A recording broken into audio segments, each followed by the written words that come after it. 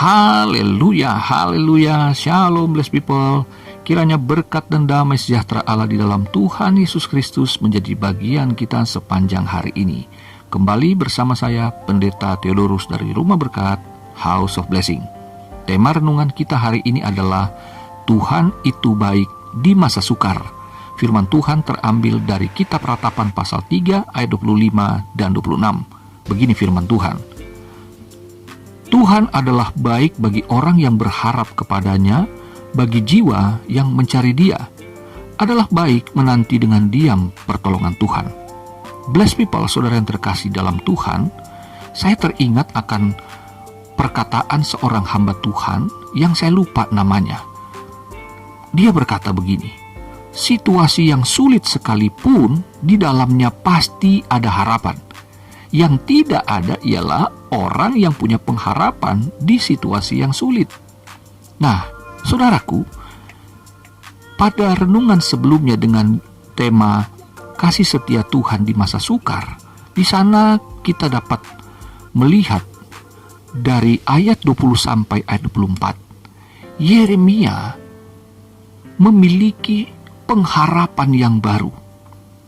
Ketika di ayat 1 sampai 19, dia sempat kehilangan pengharapan karena masalah yang begitu besar, masalah yang berat sekali untuk ditanggung oleh Yeremia dan tentu saja bangsa Yehuda, karena mereka ditawan di Babel selama 70 tahun. Tidak mudah, saudaraku, mereka kehilangan segalanya. Mereka kehilangan rumah, mereka kehilangan tanah, mereka kehilangan ladang pekerjaan dan sebagainya. Dan terlebih mereka kehilangan kota suci Yerusalem dan tentu saja bait Allah yang kudus. Mereka tidak dapat beribadah dengan bebas dan mereka sangat menderita. Dan mereka sadar bahwa ternyata jauh dari hadirat Tuhan itu sangat membuat mereka mengalami kesukaran yang tiada ujungnya, tiada akhirnya. Tetapi kemudian harapan itu muncul ketika Yeremia mengalihkan fokusnya, mengalihkan perhatiannya, hati dan pikiran yang tadinya terpusat pada masalah. Dia sadar ini tidak menyelesaikan masalah, malah menambah stres dan beban dalam hidupnya. Ia kemudian kembali melihat kepada Tuhan, percaya kepada Tuhan, dan kembalilah sukacitanya, kembalilah pengharapannya. Pengharapan di dalam Tuhan itu pasti, saudaraku, bukan pengharapan seperti manusia yang bisa PHP kepada kita, tapi pengharapan dari Tuhan itu pasti menjamin akan datangnya pertolongan, dan itu betul-betul pasti terjadi. Akhirnya Yeremia menyadari bahwa memang segalanya bisa hilang, segalanya bisa lenyap. Tapi ketika Tuhan menjadi bagian dari hidupnya, maka dia kemudian bangkit dari keterpurukan. Segalanya boleh hilang, asalkan aku mendapatkan Tuhan di dalam hidupku, maka persoalanku tidak berarti apa-apa lagi. Nah, saudaraku yang terkasih, harapan inilah yang kemudian mendorong jiwanya untuk tetap berharap, meskipun waktu yang dia tunggu itu tidak pendek, saudara, masih lama. Tetapi harapannya itu adalah harapan yang mempunyai keyakinan teguh Tuhan akan tepat waktu menolongnya. Saudaraku, kita tidak dapat berkata Tuhan itu baik ketika kita ada dalam keadaan yang biasa-biasa. Maksud saya, kita biasa bersaksi mengatakan Tuhan baik ketika semuanya baik-baik saja. Itu sesungguhnya bukan pengakuan yang paling mantap bagi seseorang. Karena apa, saudaraku? Pengakuan Tuhan itu baik atau Tuhan adalah baik, justru yang paling murni adalah ketika kita mengalami masa yang sukar, di mana tidak ada pertolongan dari manapun, di mana ketika saudara pernah mengalami putus asa yang parah, bahkan ketika saudara bahkan kehilangan sukacita di dalam Tuhan, bahkan saudara nyaris meninggalkan iman. Ada saudaraku saat-saat yang sangat mendesak seperti itu ketika masalahnya begitu berat. Tetapi saudaraku, Roh Kudus tidak pernah berdiam untuk meninggalkan umatnya dalam keterpurukan. Tuhan menolong, Roh Kudusnya mengingatkan kembali akan firman yang pernah saudara dengar. Sehingga ketika saudara mengalami masa sukar, saudara tahu Tuhan hadir bagi saudara bukan hanya ketika saudara bersuka cita dan dapat bersaksi Tuhan itu baik. Tetapi saudara, pengalaman yang pahit, getir, menyesakkan, bahkan menyakitkan saudara, disitulah saudara akan diproses oleh Tuhan.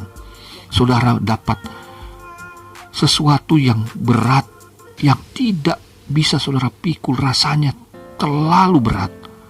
Tetapi saudaraku, hal yang tidak dapat kita duga, itulah yang kemudian Tuhan akan munculkan, yang disebut pengharapan tadi. Karena pengharapan sesungguhnya adalah dari iman kepada Tuhan. Dan Roh Kudus itulah yang mengingatkan akan firman yang pernah saudara dengar. Karena iman timbul dari pendengaran akan firman Kristus. Jadi ketika kita dalam keterpurukan, Roh Kudus Sang Penolong akan membunyikan kembali, menggaungkan kembali, menyuarakan kembali dalam hati dan pikiran saudara akan firman yang pernah saudara dengar, akan janji-janji dan jaminan perlindungan, pertolongan Tuhan yang pernah saudara dengar atau saudara baca. Disitulah saudara akan kembali percaya dan kembali bangkit harapan di dalam Tuhan. Sebab itu saudaraku, dikatakan Tuhan adalah baik bagi orang yang berharap kepadanya, bagi jiwa yang mencari Dia. Dua hal ini saudaraku. Jadi orang gak bisa bilang dengan hati yang sebenarnya, yang sejatinya, kalau dia dalam keadaan baik-baik saja. Orang yang ada dalam masa sukar, ketika dia muncul kembali pengharapan dan akhirnya bangkit kembali imannya itu, maka dia dapat berkata Tuhan baik. Karena apa saudaraku? Tuhan itu baik. Tuhan adalah baik bagi orang yang pertama berharap kepada Tuhan, yang kedua orang atau jiwa yang mencari Dia, di ayat 25 tadi. Jadi orang yang tidak mencari Tuhan, orang yang tidak berharap kepada Tuhan, maka disitulah kemudian dia merasa bahwa segalanya berakhir. Tapi syukur kita punya Roh Kudus yang mengingatkan kita untuk kembali menaruh harapan dan mencari Tuhan. Dalam seruan doa kita, pergumulan kita, bahwa masa yang sukar, Tuhan, aku sungguh mencapai titik nadir, aku tidak sanggup untuk bertahan. Tapi aku punya pengharapan meskipun itu hanya setitik sinar. Tapi aku percaya Engkau ada di sana, Engkau ada di sini, Engkau ada bersamaku. Saudaraku, adalah baik menanti dengan diam pertolongan Tuhan. Artinya bukan diam secara pasif, tapi di sini maksudnya kita berdiam diri dari hiruk pikuknya masalah, dari berseliwerannya suara-suara untuk memberikan jalan, untuk menyatakan ada jalan lain di luar Tuhan. Tapi saudara harus bertahan. Diam artinya saudara dalam masa yang sukar itu saudara tetap mempercayai Tuhan. Aku percaya, aku punya jalan, yaitu Engkau. Yesus adalah jalan dan hidup bagi saudara, di mana kebenarannya itulah yang menyatakan bahwa saudara tidak pernah ditinggalkan. Tuhan sangat mengasihi saudara dan saya. Itu sebabnya di masa yang sukar, Tuhan itu baik. Dia akan selalu menyatakan kasih setia dan rahmat-Nya. Dan jaminannya adalah baru setiap pagi. Artinya setiap kita akan memulai hari kita di mana penderitaan itu masih ada di belakang kita dan siap akan kita hadapi lagi masalah yang baru. Tapi Tuhan telah memberikan jaring pengamannya, yaitu rahmat-Nya, belas kasihannya.